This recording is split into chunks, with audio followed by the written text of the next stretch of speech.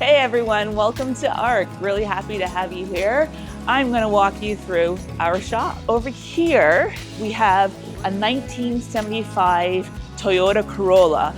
This was really unique for us because the client that we had came to us because he wanted to electrify his 1969 Ford Mustang, and he changed his mind and said, you know what, I actually love the 1970s Toyota Corolla. Can you find me one? And we literally went on a hunt and found one in one day. This beauty was located in Florida. We contacted the owner and were able to get the Corolla up within a week. So this is what we have here. We're doing some interior work, and we'll also be working with him on what EV system fits best for his needs. And this is Max. Hi, Max. Max is our shop dog. He comes in, he does all of his work. His specialties are barking, running around.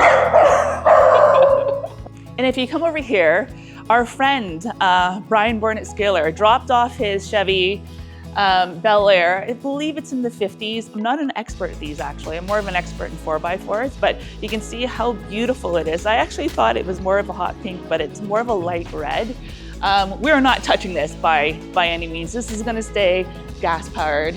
And the misconception of us being an electric shop is that we are encouraging everyone to electrify their vehicles. We're just providing everyone an option to electrify their vehicles. And then if you come over here, we have our kitchen.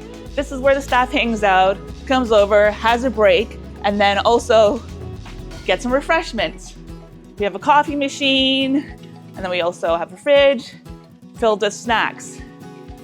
Okay, no snacks, just beverages, and this is how we refuel. So let's just go over to the shop now. This is our makeshift office area. We just moved in, so we haven't really gotten some proper desk areas, but you can see this is my lovely desk right next to a 3D printed electric motor, my laptop. Our CTO and engineer is stuck over there in a corner. But this is really where all of the magic does happen. And then this is actually something that I want to call your attention to. This is our wonderful modern forklift. We actually didn't have a forklift. We needed a forklift. Fortunately, our neighbor was going to throw this out and said to us, it's broken. If you can fix it, you can keep it. So then Tom and Pete, our master mechanic, were able to fix it, electrify it, and now the Big Joe is with us today, helping us out. And then more cars. If you go over here, we have our 1969 Pontiac Firebird. This is such a cool car. I really didn't expect to have muscle cars in the shop, to be honest with you, because I know how much muscle car enthusiasts really value the power of a gas engine vehicle. But this was one of the first vehicles that came to us, and I was very surprised because the gentleman that came to us, he said, I love my car, but it's causing me a lot of headaches. I don't want to work on it anymore. I just want to jump in and get in and go. And with an electric drivetrain, you're able to do that because when you electrify your vehicle, it's like zero maintenance. There's no more gas leak. All the icky stuff is all removed. And if you follow me here, this is a 1976 Ford Bronco. The Bronco is where it all started for me because I had a 1969 Ford Bronco and I was driving it downtown Toronto and it was just emitting so much exhaust. It was so loud. I was attracting attention for the wrong way. And that is actually when I came up with the idea to launch ARC. That's why we built the prototype that we did, which is our 1974 electric Bronco. But since then, everyone's like, oh, I guess you specialize in Broncos. And we got this one right here. And then we also have the 77, which I'll walk you through. But this Bronco is all original. And I absolutely love it. It comes to us from Montana. The owner has become a good friend of ours that we've collaborated very closely on building this into an electric Bronco for him.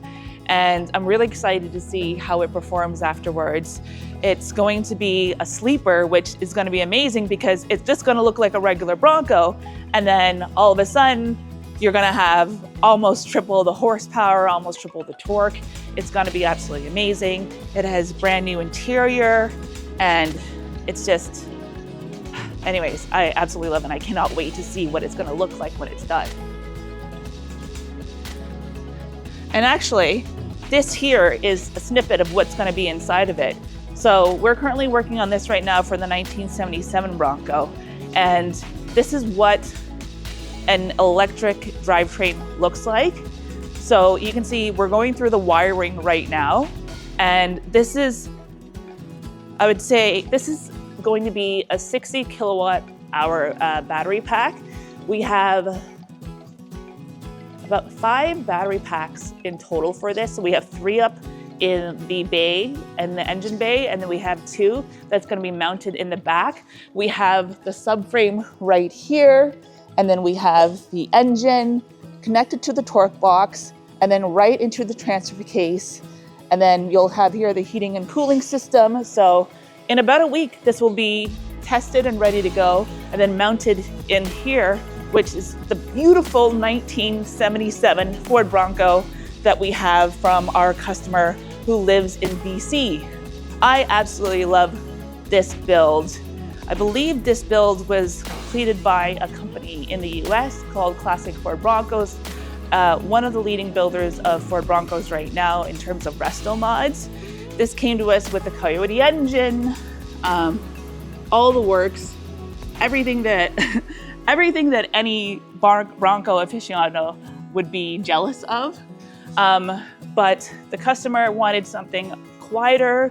He wanted something a little bit more stealth, and also something that doesn't produce a lot of exhaust, being in British Columbia. So we are putting in a system that's going to produce, I believe, at peak 309 horsepower, and believe over 400 foot-pounds of torque, something around that.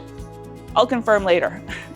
But you can have a look at the Bronco. It's beautifully, beautifully built.